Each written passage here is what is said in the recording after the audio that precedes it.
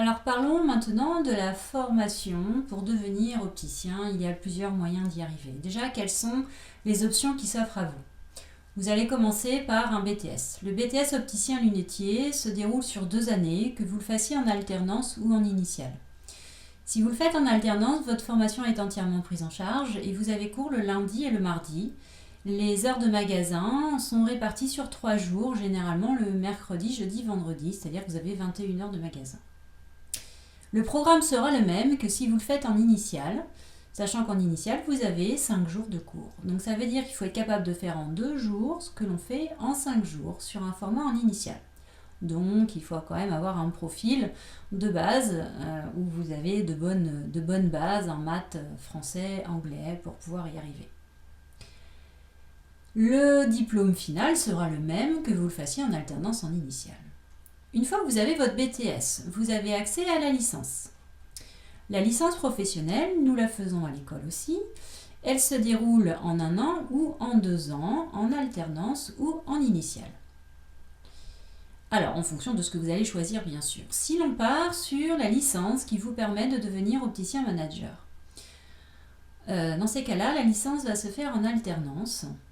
Suite à cette licence, vous pouvez éventuellement intégrer un master. Pour en savoir un petit peu plus, il faudra aller visionner la vidéo de licence pro, option opticien manager. Vous avez aussi la licence professionnelle opticien de santé. Celle-ci se fait en 1 an ou en 2 ans, en alternance ou en initiale. Une fois que vous avez cette licence-là, vous pouvez soit accéder au master, donc un bac plus 5, soit accéder au diplôme européen de Saint-Étienne.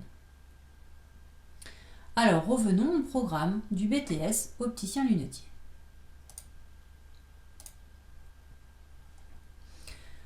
Alors, nous allons essentiellement parler de la formation initiale, mais les matières sont les mêmes, c'est juste le volume horaire qui va varier. Lors de cette formation en initiale, vous avez 35 heures en moyenne de cours par semaine, ainsi que des DST, devoirs sur table, toutes les semaines, et forcément des heures de suivi où l'on met en place des heures de soutien pour ceux qui en ont besoin le midi par petits groupes. Les devoirs sur table, c'est organisé dès le début de l'année. Tous les lundis matins, vous êtes en devoir et vous avez entre 2 et 3 heures de devoirs en fonction des matières, mais tout vous est donné le premier jour de cours. Alors, quelles sont les matières? Vous avez le français, les maths, l'anglais. Ça, ce sont des choses que vous connaissez déjà. Entre parenthèses, vous avez les coefficients. D'accord? Donc vous voyez que finalement les français comptent autant que les maths ou que l'anglais. En français, vous allez avoir soit une synthèse de documents à faire, soit un résumé discussion, comme vous avez l'habitude de travailler. La seule différence avec aujourd'hui, avec votre terminale, c'est que on va vous imposer un thème, le rectorat impose un thème, et vous allez travailler pendant 2 ans sur ce thème. Ça veut dire que vous allez avoir une certaine culture sur ce thème, ce qui n'est pas forcément le cas aujourd'hui sur un sujet qui va tomber au bac. En maths. Alors les maths, je m'étale en général un petit peu plus dessus, parce qu'en général on a peur des maths. Les maths, il va falloir réussir à obtenir un niveau de terminale scientifique. Alors même si le discours aujourd'hui pour ceux qui sont en première est un petit peu différent, on va s'orienter sur les maths et la physique. Mais ce qu'il va falloir maîtriser aujourd'hui en maths, c'est ce qu'on fait aujourd'hui en terminale S. Alors il y a des jeunes qui sortent de bac pro qui vont se dire mais pour moi c'est compliqué. Sauf qu'on va quand même y arriver en 2 ans. En 2 ans, on va travailler par petits groupes si besoin, c'est-à-dire qu'il va y avoir un cours magistral fait pour tout le monde.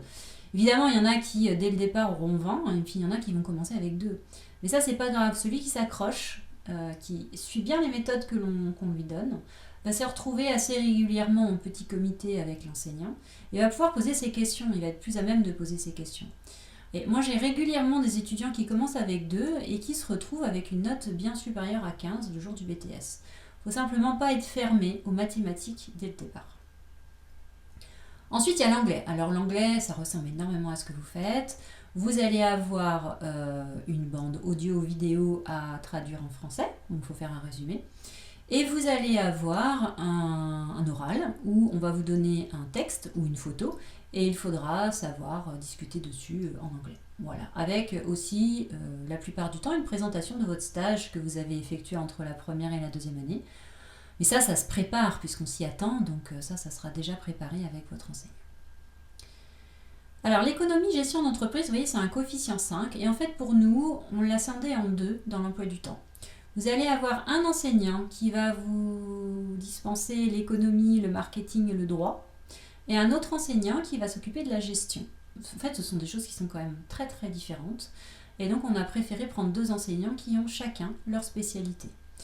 Donc, pourquoi on a un coefficient 5 ? Parce que vous pouvez gérer votre propre magasin, donc il y a quand même pas mal de choses à savoir. Voilà, donc c'est assez difficile au début, parce que c'est une culture que vous n'avez pas forcément, sauf si vous avez fait une option économie. Mais voilà, il va falloir l'acquérir en 2 années, et puis bon, ça se fait, mais le début, il faut quand même s'accrocher. Et ensuite, nous avons les matières optiques spécifiques, où là, personne ne sait rien, on repart à 0, et ça c'est assez rassurant. Vous avez quand même le plus gros des coefficients qui sera repris au point 0. Ça veut dire qu'il n'y a pas de lacune, et ça c'est assez intéressant. Alors sachez que dans le BTS optique, on a quand même 2/3 de théorie et 1/3 de pratique. Alors continuons la théorie. Alors en théorie, on a de l'optique géométrique ondulatoire coefficient 3, le TSO, coefficient 3, et l'analyse de la vision, coefficient 6. Ça, c'est le plus gros coefficient, c'est ce que j'enseigne, c'est ce qui est le plus intéressant, vous allez voir. Alors, l'optique géométrique et le TSO, finalement, ce sont un petit peu des matières qui se rejoignent. Nous allons étudier au travers de ces deux matières les instruments. Alors, quels instruments ? Par exemple, une paire de jumelles, comment ça fonctionne ? Comment se fait-il qu'à travers un si petit appareil, on soit capable de voir aussi loin, aussi gros ? On étudie les lunettes aussi, les lunettes astronomiques. Vous avez aussi tous les instruments que vous allez utiliser à l'atelier, vous allez les étudier en optique géométrique et en ETSO. Alors la différence entre ces deux matières, c'est quoi ? Eh bien là, vous avez l'optique géométrique, c'est-à-dire que vous allez trouver les résultats par le calcul. Et là, vous avez le TSO, vous allez le tracer. Et en fait, le résultat, A'B', là vous le trouvez par le tracé de rayon, c'est ce que vous avez fait en première normalement. Puis là, le A'B', vous allez le trouver grâce au grossissement ou avec une relation de Descartes, peut-être avez-vous vu ça. Et il y a aussi ici, spécifié, toute une partie de mécanique qui fait partie du programme. Alors là, ne vous inquiétez pas, on ne vous demande pas de savoir dessiner ces choses-là, mais il va falloir les analyser et être capable de savoir dans quel sens les éléments tournent, etc. Quel genre de relation on a entre un élément et un autre. Voilà. Ensuite, vous avez l'analyse de la vision. Alors, l'analyse de la vision va se séparer en plusieurs parties. Déjà, nous avons toute la partie anatomique. Avant d'aller chercher de la pathologie, il faut savoir comment travaille un œil sain. Là, vous avez le fond d'œil. Alors, j'aime bien cette photo, j'aime bien vous présenter ça. C'est ce que voit l'ophtalmo quand vous allez le voir, qui vous dilate votre pupille. Vous savez, il vous met des gouttes dans l'œil, vous ne voyez plus rien après. Vous êtes énormément ébloui par la lumière, parce que votre pupille est devenue très très dilatée. Donc, la lumière rentre énormément dans votre œil, donc vous êtes ébloui. Et en fait, qu'est-ce qu'il va voir, lui, avec la forte lumière qu'il vous met dans les yeux ? Eh bien, voilà, ça c'est le fond d'un œil, avec tous ces vaisseaux. Alors là, cette partie-là, c'est une zone assez spécifique de la rétine, où finalement, on ne voit rien. Quand la lumière arrive ici, on ne voit rien du tout, c'est ce qu'on appelle la tache aveugle. Mais comme on en a une sur chaque œil, on ne se rend pas forcément compte. En première année, nous allons d'abord étudier la vision œil par œil. C'est-à-dire qu'on va essayer d'aller voir un petit peu quelles sont toutes les amétropies et voir comment ça fonctionne. Pour commencer, par exemple, ici, vous avez la vision d'un myope. Un myope, il voit très très bien de près. Vous voyez, là dans l'appareil, il verrait très bien sans ses lunettes. Par contre, c'est flou au loin. Nos amis les presbytes. Alors je dis toujours nos amis les presbytes parce que finalement un presbyte qui n'a jamais porté de lunettes, qu'est-ce qui va se passer ? Il va très bien voir au loin, il va flou auprès. Et quand il vient au magasin, un presbyte en général, il a des verres progressifs. Les verres progressifs coûtent très très cher. Pourquoi ? Puisque ça remplace plusieurs visions. La vision de loin, la vision de près, la vision intermédiaire. Donc évidemment ce sont des verres qui sont assez coûteux. Et ce sont des gens qui vont être très fidèles si vous arrivez à trouver un verre qui leur convient que vous êtes capable de le régler et qu'ils sont satisfaits. Et finalement, ces gens-là ont beaucoup de pouvoir parce que s'ils sont satisfaits, ils vont revenir avec leurs parents et ils vont revenir avec leurs enfants. Donc ce sont vraiment des clients à fidéliser, à respecter et qu'il faut savoir très très bien servir. En deuxième année, nous passons à la vision binoculaire, c'est-à-dire la vision en relief. Alors là, vous voyez par exemple, vous avez des étudiants qui sont à l'école, à midi, là où il y a un petit peu de soleil. Il y a certains qui s'en vont à l'ombre, d'autres qui restent sur la terrasse au soleil.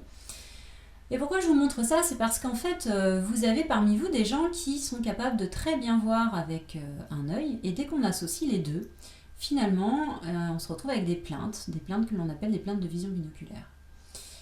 Mais ces plaintes de vision binoculaire peuvent ressortir par exemple sur la vision du relief. Des gens qui n'arrivent pas à doubler puisqu'ils sont incapables d'apprécier les distances qu'il y a entre les deux véhicules qui sont devant.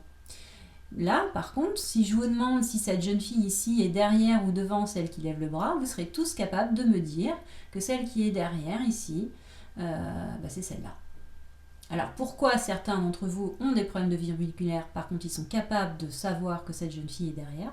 Simplement parce que la vision, elle est aussi acquise. Depuis la naissance, on apprend des choses, on apprend que tout ce qui est caché est derrière. Et la vision, ce n'est pas simplement un œil, mais c'est aussi un cerveau. Là, par exemple, si je vous demande ici quelle est la taille du trait du milieu la plus longue, donc celle-ci, celle-ci ou celle-ci, vous allez tous me dire, c'est celle-là.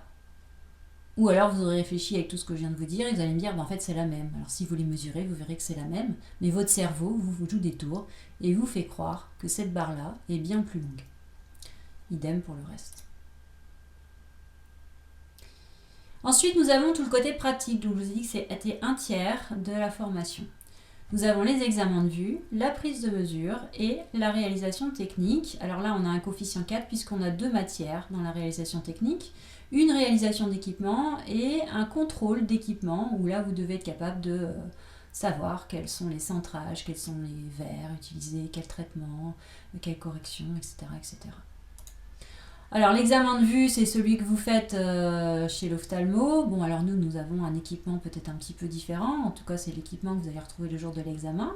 Tout le box est équipé, vous n'avez rien à acheter. Donc vous trouvez tout le matériel nécessaire à la réalisation de cet examen. Et en BTS, nous avons 2 heures par semaine.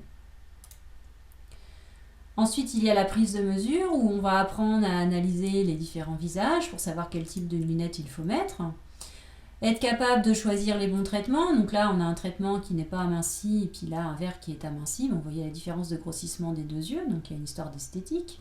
Là, c'est pareil, vous connaissez l'anti-reflet. Ce verre-là n'est pas traité, est traité et celui-là n'est pas traité. Donc on arrive à voir à travers, mais ça fatigue et c'est moins joli.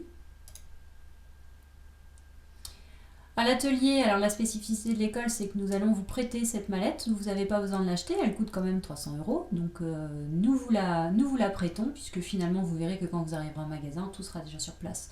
Donc pour nous, c'est de l'argent perdu. Donc on fait en sorte que chaque étudiant ait la même chose. Et vous avez une mallette qui vous est prêtée à l'entrée à l'école. Et quand vous avez votre examen, au bout de 2 ans, vous nous la rendez. Pour finir, nous avons inséré dans les matières un module de création de lunettes où, par le biais d'1 heure de cours par semaine, vous allez être capable de créer une monture sur mesure. Alors le but du jeu, c'est pas simplement de manipuler. Notre grande différence à nous, c'est que vous allez pouvoir vous réaliser votre propre paire de lunettes, avec soit des verres blancs à votre vue. Si vous n'avez pas de correction, vous pouvez très bien vous faire des lunettes de soleil, ou alors des lunettes de soleil à votre vue, il n'y a pas de souci.